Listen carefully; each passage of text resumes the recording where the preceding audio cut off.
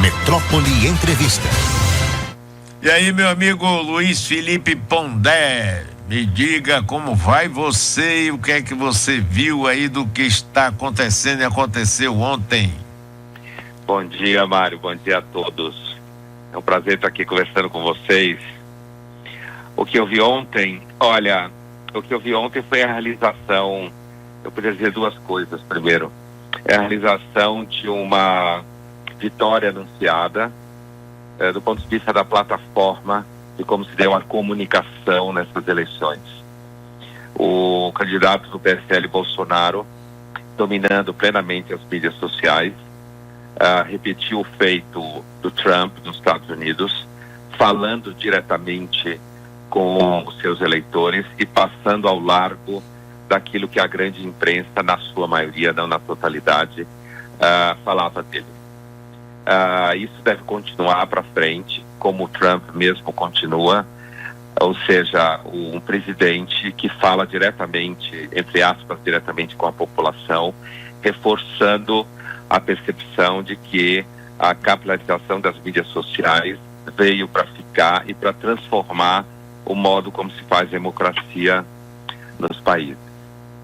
Em segundo lugar, a gente também viu essa mesma classe de pensamento público, seja intelectual, seja jornalista, em grande parte, virando as costas para o que a população, grande parte da população queria, considerando o que essa grande parte da população queria como algo absolutamente absurdo, velho e descolado da realidade, e nesse movimento acabou não conseguindo perceber uma ruptura ideológica em grande parte do país, é claro, com exceção de grande parte dos estados do Nordeste, região que eu conheço muito bem, sou pernambucano, vivi muitos anos na Bahia, que continuou sob o espectro do PT, porque o PT é governista na maior parte desses estados.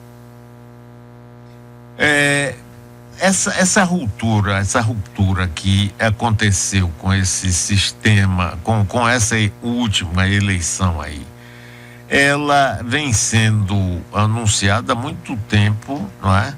Mas a nossa elite política não deu a menor importância. Desde 2013 começou e depois se agravou, teve o impeachment de Dilma, o governo terrivelmente fracassado de Michel Temer, e os mesmos tipos de conversa e de papo entre os políticos tradicionais e convencionais. E o PT, não é, dominado ali por Lula e por Gleisi Hoffmann, não é, ainda na tentativa de achar que a Venezuela é um paraíso, de que Lula ia ser solto e os 40% que ele tinha nas pesquisas garantiriam a eleição dele.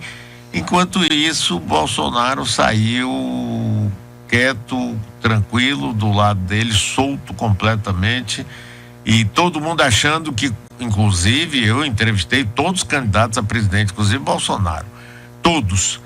E eles, os que perderam, diziam: não, quando começar o programa de televisão, a coisa vai mudar. O que é? Esse pessoal não percebia o que estava acontecendo? Não via a elite, nem a elite política, nem a elite econômica, nada. 13 milhões de desempregados, violência, corrupção, tudo aí achando. Todo mundo deu uma de Maria Antonieta, que queria que a população faminta comesse brioche, é isso, Pondé? Então, Mário, à medida que você ia falando, eu ia pensando exatamente nessa famosa passagem lendária da Maria Antonieta. Pois é, eu venho falando nisso um bocado de tempo, isso é uma esculhambação, como é que pode, para ninguém ver? Porque ficava nos seus chás, né, essa elite, ficava nos seus, eu adicionaria a elite intelectual, que eu conheço bastante de perto e de dentro, ficava nos seus chás, nas suas reuniões, ficava mandando para os seus convencidos, né? E em relação à crença na TV, que é uma coisa, por exemplo, que existia muito na campanha do Alckmin, né? Sim. Em São Paulo, a crença na TV representa uma dificuldade semelhante a pessoas que recusam, sei lá, o iPhone, o smartphone, porque não sabe mexer, então acha que não é importante. É. Quer dizer, sem entrar numa de ficar fazendo culto dos iPhones, smartphones e redes sociais, o grupo do Bolsonaro repetiu uma fórmula de sucesso que está ancorada no espírito do tempo, no espírito tecnológico do tempo, correndo a solta, tendo contra si grande parte da elite política e intelectual, que por incrível que pareça, se você pegar o caso do PT especificamente, o PT é um partido que está no poder federal desde 2002, né? O próprio Michel Temer foi eleito junto com uma chapa do PT.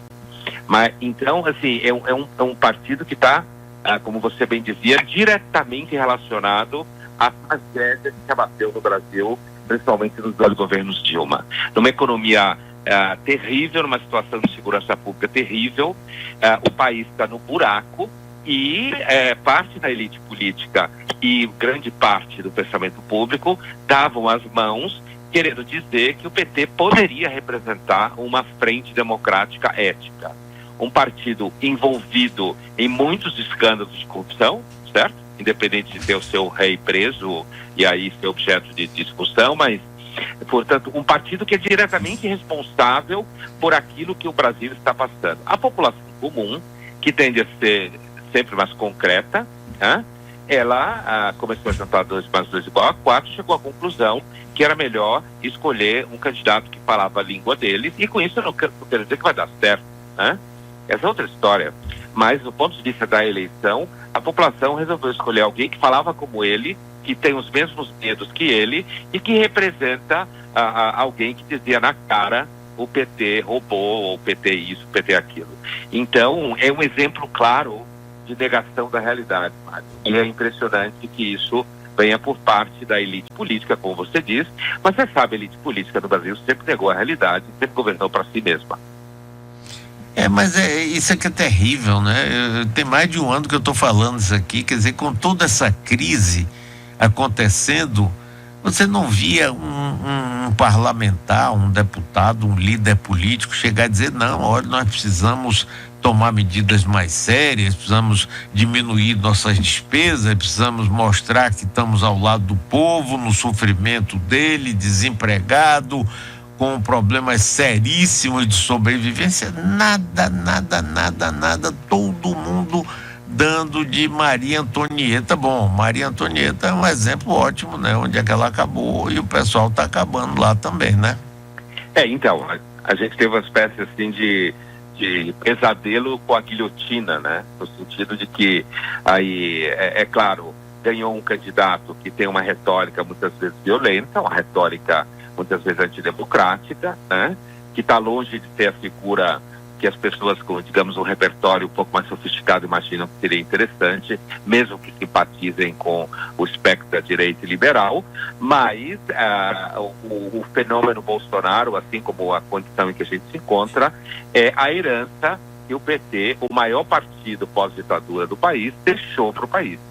E se ele tivesse feito minimamente autocrítica, tivesse demonstrado de fato que estava no pleito assim, de inclusive retomar isso mesmo que você falava, ao lado do fato que nenhum político fez nada de mais definitivo para diminuir, por exemplo, esses gastos, o PT foi o partido que elevou os gastos, aumentou o número de ministérios. A gente sabe que no caso do Nordeste, né, que nós conhecemos muito bem, grande parte dos eleitores sempre vendeu seu voto em troca de ajuda dada pelo governo. Isso continua. O PT herdou grande parte dos votos de cabresto, como se escutava meus avós falarem no passado, né? Então, assim, eu acho que o Brasil está tomando um susto.